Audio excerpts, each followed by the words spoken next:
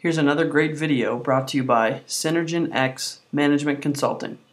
For more information, please visit www.growyoursalesblog.com. Thanks for watching and enjoy the video. Well, thanks for having us up here, Michael. I guess we'll start with, what is the E-myth? E-myth is the entrepreneurial myth. And essentially it says that people who go into business are not the entrepreneurs that everybody believes them to be, but what I've come to know as technicians suffering from an entrepreneurial seizure. So the doctor opens up a medical practice, the attorney a legal practice, the software guy a software business, the hardware guy a hardware business, each of them believing, because they know how to do the work, the software, the medicine, the law, they know how to build a business that does that work. And it's just completely not true. What could they do differently? Well, you'd go to work, as the E-myth says, on your business, as opposed to in your business, like Ray Kroc did at McDonald's.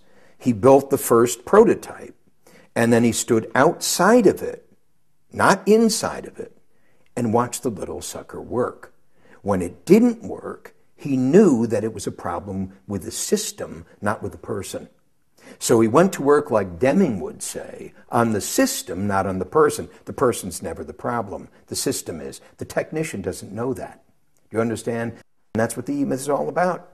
Go to work on it, not in it. To build the foolproof system that any ordinary person can produce extraordinary results over and over and over again, and continually improve it.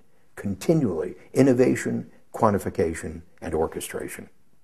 It's the ball game. So I'm saying to every single person who's listening in, you get the first one right. You get your sales system right when you're small. You get your lead generation system right when you're small. You get your lead conversion system right when you're small, knowing that you're going to be big. And that because you're going to be big, it's absolutely critical that you've gotten it right so that you can replicate it tens of thousands of times. Can you give us sort of a brief example of the 7 disciplines that are in your book? Well, in my latest book, E-Myth Mastery, I talk about the 7 essential disciplines of a world-class company. And they're really entrepreneurial disciplines and leadership disciplines. And they come in the form of skills. The first of those is the discipline of the enterprise leader. The second is the discipline of the marketing leader. The third is the discipline of the financial leader. The fourth is the discipline of the management leader. And then there's lead generation, lead conversion, and client fulfillment. And each of those are a position of leadership. That someone needs to focus his or her attention on the vision of the enterprise, on the marketing of the enterprise, on the management of the enterprise, on the money of the enterprise. And the core business development system in any company, in every company, sitting here, no matter what kind of company it is lead generation, lead conversion, client fulfillment. How many people do you attract to your door? How do you convert a larger and larger percentage of those people to become customers? And how do you convert the largest percentage of those customers to become clients? And the ball game of that is mindset. It's truly the paradigm through which you approach the building of the systems through which leadership and entrepreneurship becomes a reality every single day in the company. I know you've got a new book you're working on. What journey are you going to take us on this time? The name of the book is Awakening the Entrepreneur Within, A Visit to the Dreaming Room. And so I'm going down deep into the whole question of entrepreneurial personalities. And if a business owner is really 3 personalities, I call the entrepreneur, the manager, and the technician, and each of those has a different point of view. The entrepreneur is the visionary, the manager is the enabler, the technician is the producer.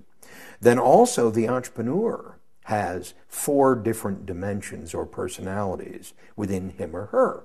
And I call those the dreamer, the thinker, the storyteller or performer, and the leader. So in every entrepreneur, there's the dreamer, the thinker, the storyteller, and the leader.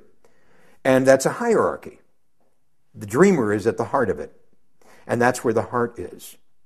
The thinker is the dreamer's greatest ally, because he or she assists the dreamer in taking that dream and forming a structure around it. Without a structure or a logic for it that is compelling, then the dream dies a natural death. But with the structure, that a logic, you might say, that in fact defends or supports the dream for the mind, which has to be engaged, because I'm going to go out and tell this story. The storyteller is going to depend upon a dream that's bigger than life, but a logic that supports that dream in order to tell a story that's going to convince the people with the money that they're going to invest in it. There has to be a leader in place that's going to take that dream that now has a logic, that now tells a story, and manifest it in reality. So these four component parts of the entrepreneur are absolutely critical.